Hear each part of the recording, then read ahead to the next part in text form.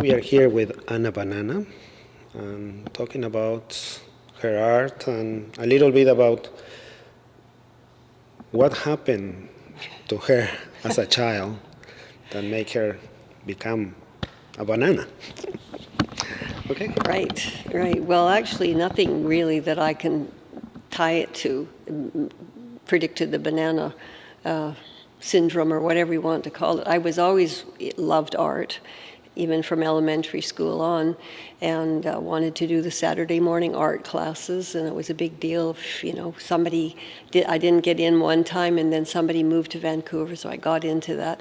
So I was always interested in doing art, and then I had a fabulous art teacher at Central Junior High School, was Bill West, and also other, like Carol Sabiston is a friend that we went through with Bill West and Vic High together, and we were both, we were sort of like the art queens of both schools. And after high school, after I graduated, I worked for 6-8 months and saved up $400, and I moved to Vancouver because my fiance was living in Vancouver.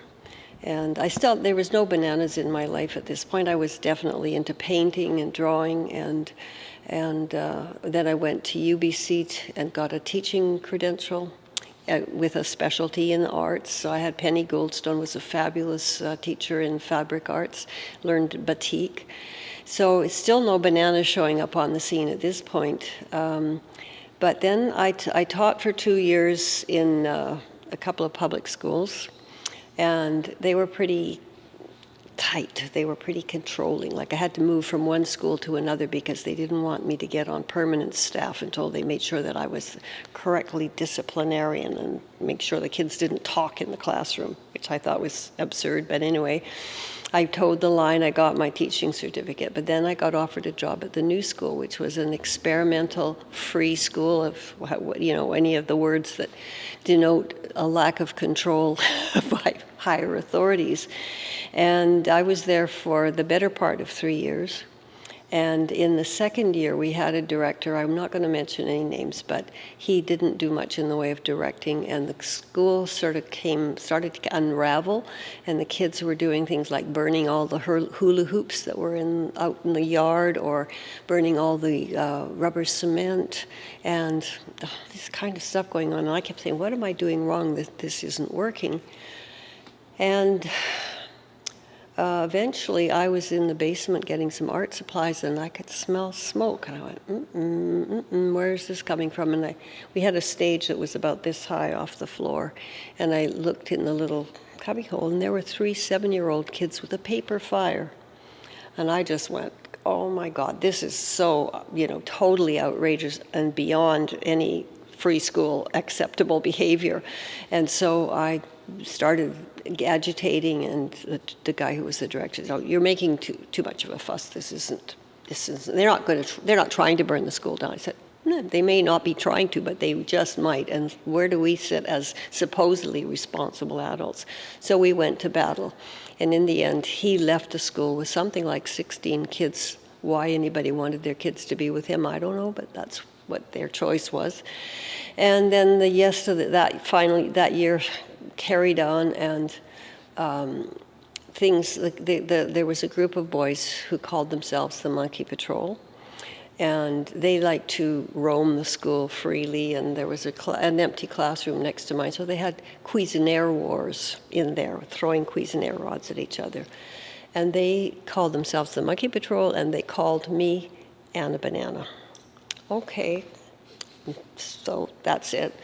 However, then in the spring break of that year, I went to Esalen Institute down in Big Sur, which is a growth center, human potentials, whatever. I did a workshop called Psychodrama, and everything that I was sitting on, holding back, just came, and I came back to Vancouver, and I said, I'm leaving a marriage, a child, my teaching.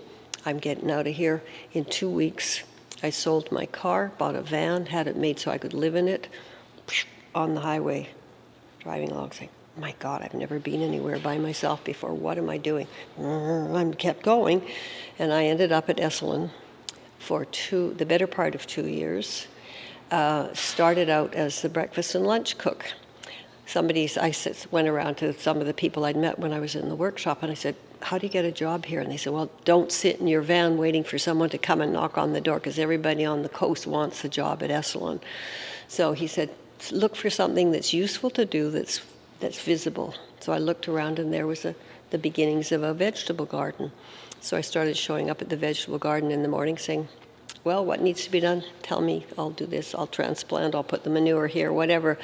And in 10 days, I was offered the job as the breakfast and lunch cook, because the guy who started the garden was the guy who ran the kitchen. Needed somebody. I said, great. He says, have you ever cooked before in a restaurant? No, but I know how to cook. I think I can multiply. So I got the job. So that was the beginning, and then my staff got the job of washing the lettuce that came back from market. And it was a young group, playful, so there was some flying bananas, or flying lettuce going on in the kitchen. We called ourselves the Flying Lettuce Kitchen Company. They started calling me Anna Banana, so okay, it's a playful name. I didn't say, oh, that's me. However, before I left Big Sur, I attended a party up in the mountains. The fog comes in here, the party is up here, so it's in brilliant sun.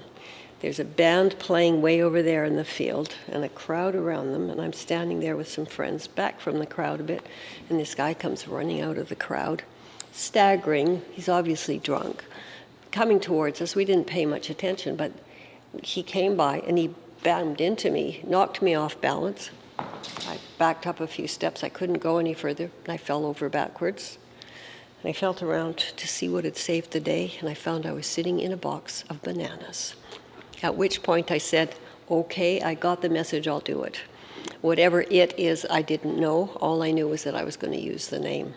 So when I came back to Victoria, I decided to become the town fool and use the name Anna Banana and take my time out in Bastion Square. And then in the fall, when it got too cold and the tourists had all gone, then I started going to the schools. And with my newsletter, the Banana Rag, I started publishing, what was I going to be doing. And it just went from there. So that's how it started. And after, how long did I stay as the town fool? For a year. I did it from 71 to 72. And then after that, I decided, and the link, what happened in there was with the Banana Rag, there was a group called Image Bank, and I knew some of these people, so I sent a copy of the Banana Rag to one of my friends in that group, and they sent me back the Image Bank request list, which was the names and addresses of a number of artists and the kinds of images they were interested in receiving. I had no idea who they were, why they were, anything. So I started putting together the kinds of image they wanted, made up some envelopes, and then I mailed them out with a copy of the Banana Rag, said, I'm interested in anything and everything about bananas. And it has not stopped. In 45 years, all of what you see in this room has all come out of that networking. And lots besides. I mean, this is sort of like what you would call the tip of the iceberg. I spent 2 months sorting through the material in my 4-drawer file cabinet full of newspaper and magazine articles, and pulling together them into different topics was quite a challenge to, sort of try to narrow the material down. And then came the decision about all these objects that I did not ask for. There are 2 things that I bought in the entirety of my banana career, and they were a pair of walkie-talkies. And I used them in my parade entries. The rest of the stuff I've used, I did a piece for CBC called Bananas in Distress, and I had a suitcase that was collaged with bananas, and on top of that it was full of this kind of stuff, all these banana items. And by then I had got to the stage of being specific research institute with a lab coat, a logo, and I'm Dr. Anna Freud Banana, and I continue with my research. And so with this particular piece, first of all, they came to my home and did an interview with the host of the program, which was a very funny, and they insisted that we wear these banana nose glasses for the interview. And then we went to Toronto, and I was part of the 7A 11D Performance Festival, and then so we set up a couple of different locations where I would run from, and wearing my lab coat with my suitcase and this big banana that's hanging up here, the big fuzzy one, under one arm and the suitcase in the other arm. And I would run towards a corner where there was a crosswalk when there's people coming through, spring open the suitcase, but keep running. So all the bananas all sort of trailed out on the ground, and then I appealed, for help picking up my bananas. And some people would just sort of look like that, and then they'd walk away. Others would come and help.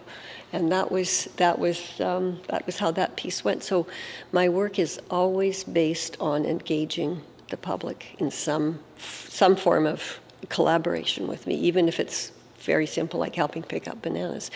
Because I think, in my view, objects are objects, and maybe they communicate something to somebody, but to me it's static, whereas what I do, it engages people and gives me an opportunity to give them a chance to do something that's completely out of their character. Like, how often have you had to pick up bananas from somebody on the street?